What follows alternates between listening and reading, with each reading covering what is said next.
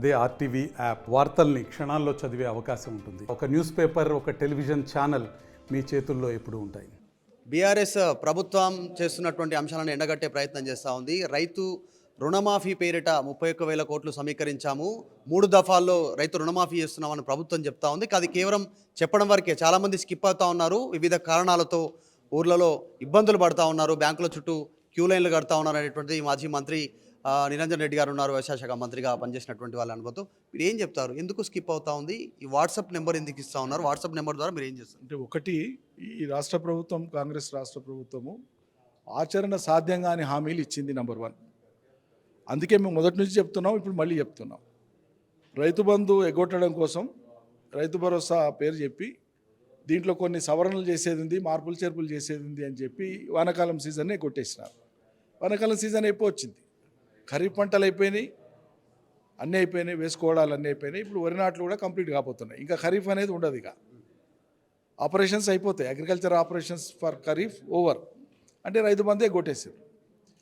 దానికి అవసరమైనటువంటి డబ్బులు ఏవైతే ఉంటాయో వాటిని రుణమాఫీ కోసం మేము చేస్తున్నామని మొట్టమొదటి వాళ్ళు చెప్పింది. ఎన్నికల హామీ ఏంది? 2 లక్షల రుణాన్ని ఏక మొత్తంలో ఒకేసారి మాఫీ చేస్తామని చెప్పారు. నెంబర్ 1. అది సోనియా గాంధీ జన్మదినం నాడు December 9th చేస్తామన్నారు, అది పోయింది. దాని తర్వాత మార్చ్ అన్నారు, అది పోయింది. దాని తర్వాత జూలైలో మేము మొదలు పెడుతున్నాం అన్నారు, మొదలుపెట్టినారు. ప్రజల్ని గందరగోళపరుస్తున్నారు. ప్రజలకు తెలివి లేదు, తమకే చాలా తెలివి ఉందని అతి తెలివితో ప్రవర్తిస్తుంది కాంగ్రెస్ సర్కార్. రాష్ట్రంలో ఉండేటువంటి వివిధ బ్యాంకులలో రుణాలు పొందినటువంటి రైతుల సంఖ్య సుమారు 60 లక్షలు. 60 లక్షల మంది రైతులు వివిధ బ్యాంకులలో రుణాలు పొందితే అందులో మీ లెక్క ప్రకారంగా 1,00,000 వాళ్ళు ఎంతమంది, 1,50,000 వాళ్ళు ఎంతమంది, 2 లక్షలు ఎంతమందో ప్రజలకు చెప్పాలి. ఒకటి, ఈ వివరాలు ఏం చెప్పకుండా 1,00,000 వాళ్ళకి మేము మాఫీ చేస్తున్నామని 2 లక్షలు మాఫీ చేస్తున్న అడ్వర్టైజ్మెంట్లు ఇచ్చినారు. 2 లక్షల రూపాయల రుణమాఫీ జరుగుతుందని చెప్పి అన్ని పత్రికలలో, టీవీలలో కోట్ల రూపాయలు ఖర్చు పెట్టి అడ్వర్టైజ్మెంట్ ఇచ్చినారు. చేసింది ఎంతమందికి? 1,00,000 లోపు 11,20,000 మంది రైతులకు మాత్రమే 6,000 పైచిలు కోట్లు 1,00,000 లోపు రుణమాఫీ చేసినారు. దానికే మొత్తం చేసినట్లు భ్రమింపజేసినారు. మళ్ళీ 2వ విడత మొన్న చేస్తూ రాష్ట్ర వ్యాప్తంగా పెద్ద సంబరం చేసి 1,00,000 నుంచి 1,50,000 మధ్యలో ఉండేటువంటి వాళ్ళ కోసం మరో 6 లక్షల మంది కవర్ అయ్యేటట్లు మాత్రమే చేసినారు. 2 వేరసి 12,000 పైచిలు కోట్లే. మొదటి విడత, 2వ విడత వాళ్ళు చేసింది, కాంగ్రెస్ సర్కార్ చేసింది 12,000 కోట్ల పైచిలకు మాత్రమే. 2 విడతల్లో కవర్ అయింది 18 లక్షల లోపే రైతులు, 18 లక్షల లోపే. మరి రైతుల సంఖ్య 60 లక్షలు ఉంది కదా. ఇంకొకటి, మొత్తం 31,000 కోట్లు అంటున్నారు. ఇంకొకటి చాలా ఇంపార్టెంట్. 5 ఎకరాల లోపు భూమి ఉండేటువంటి రైతుల సంఖ్యనే ఎక్కువ. అంటే 1,00,000 లోపు రుణం పొందేటువంటి వాళ్ళ సంఖ్యనే ఎక్కువ ఉంటుంది, లేదా మ్యాక్సిమం 1,50,000. ఇప్పుడు వాళ్ళు ఇచ్చింది పోగా మిగిలినటువంటి డబ్బు ఇంకొక 19,000 కోట్లు కావాలి. వాళ్ళు చెప్పిన లెక్క 31,000 కోట్లు అయితే ఇప్పటికి 12,000 కోట్లు పోను, ఇంకొక 19,000 కోట్లు కావాలి. అంటే మరి 19,000 కోట్ల రూపాయలు 1,50,000 నుంచి 2 లక్షల రుణం ఉన్న వాళ్ళకే వస్తాయా?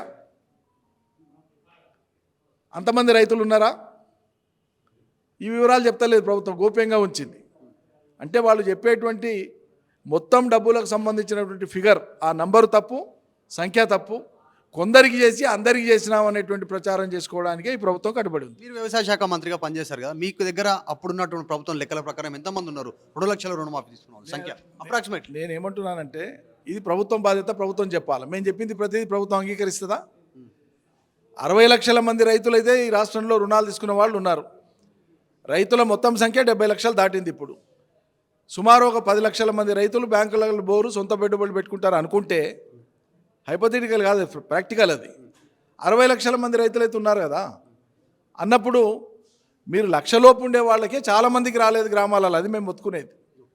1,50,000 ఉండే వాళ్ళకే చాలామందికి రాలేదు గ్రామాలలో. ఇప్పటికీ పేరు తప్పడ్డదనో ఇది తప్పడ్డ ఏదో వంక చెప్పి వాళ్ళకి బ్యాంకులు ఇస్తలేరు. ఇప్పుడు మనం మాట్లాడుతున్నాం. సూర్యాపేట జిల్లాలో ఉండేటువంటి ఒక బ్యాంకు దగ్గర తమకు రుణమాఫీ రాలేదు ఎందుకు రాలేదని నిరసిస్తూ రైతులు పురుగుల మందు డబ్బాలు పట్టుకొని లైన్లో నిలబడారు. ఇప్పుడు నేను మీతో మాట్లాడుతున్న టైంకి ఘటన జరుగుతూ ఉంది, టీవీలలో ఫ్లాష్ వస్తూ ఉంది, చూడండి. ఇది సర్కార్ తీరు. ఇంతకు మించిన నిదర్శనమేం కావాలండి? ఇంకొకటి, ఇందాక అంటున్నారు రుణమాఫీకి సంబంధించిన అంశంలో అడ్వర్టైజ్మెంట్లు చేసుకున్నారు కానీ జరగట్లేదు కింద. అంటే రైతు భరోసా ఎగ్గొడుతున్నట్టే మొదట్లో ప్రభుత్వం కోసం ఎగ్గొట్టిండ్రు. రైతు బంధు మీరు ఇచ్చిందే ఇచ్చిరు. మేము ఇచ్చిన రైతు బందే ఈ సీజన్కి ఇచ్చేది ఎగ్గొట్టిండ్రు అంటున్నా. ఎగ్గొట్టి ఆ డబ్బులే రుణమాఫీ కొంచెం ఇచ్చి మొత్తం చేసినట్లు డ్రామా చేస్తున్నట్టున్నా. ఇంకొక నెంబరు వాట్సాప్ నెంబర్ అంటున్నారు. మీరు సమాచారం తీసుకొని వాట్సాప్ నెంబర్ ద్వారా ఏం చేయాలనుకుంటున్నారు అంటే వాట్సాప్ చేస్తారు, మాకు రైతు రుణమాఫీ కాలేదు వివిధ కారణాలను చెప్పమంటున్నారు కారణాలు.